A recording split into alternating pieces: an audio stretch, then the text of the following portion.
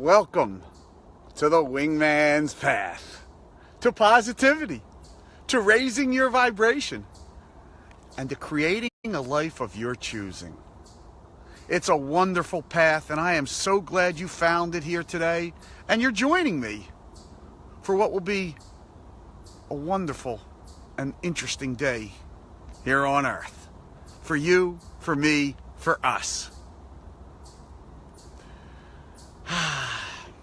The Wingman's Path. I can't tell you. Wow, I got some sunlight going on here. Here you go. That's a little better, I think. Here, I'll walk over here. Thank you for joining me again. And I thank you so much for sharing these practices with your family and your loved ones and your friends and your families and your neighbors and your communities. And I don't have to tell you, if you've shared them with them, how it's helped you to bring more positive energy into your life, right? There's a lot of room here on the Wingman's Path. Plenty of room for everyone. And the beauty of it is, the more of us that are on the path, the easier it becomes for each of us to bring in more positive energy. So I thank you for joining me today.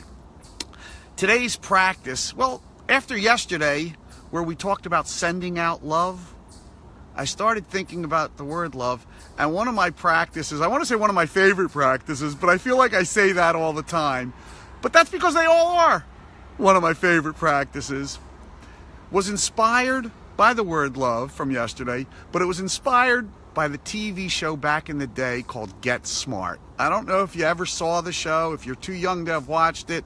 I know there was a remake with Steve Carell and Anne Hathaway, but back in the day, Don Adams was Maxwell Smart, and he was hilarious, and he was a bumbling secret agent for the United States, for control.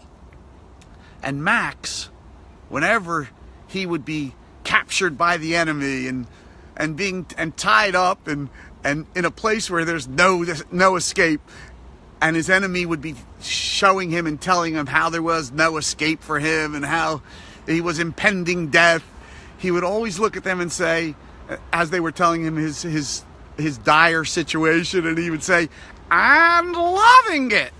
I'm loving it." And every time I hear the word "and loving it," I just smile, because Max knew something that we didn't know and we're learning now. And that is, when you send out a loving vibration, the universe matches it and sends you back more to feel love about, right? And loving it. He would say that. So I ask you, are you in a dire situation? Are you having a problem? And this practice can be used whether you're having a problem or you're in a great situation. All you have to do is say, "I'm loving it." Because what happens when you start sending out a vibration? Let's take the opposite first. You're in a tough situation and you start focusing on all the negatives going on. What happens? They expand. What you focus on expands. You've heard it before. You don't need me to tell you that. I know you know that. But sometimes it's good to have a little bit of a reminder. Sometimes it's good to have a little reminder. And when you take the focus away from that negative energy and you focus on "and loving it," and loving it. When Max was embracing his challenges, and I have found for myself, when I embrace my challenges, they become exciting, and they lead me to new paths to excitement and to better opportunities. Embracing challenges, and Max did it the best by just saying "and loving it." Because what happens when you embrace your challenges?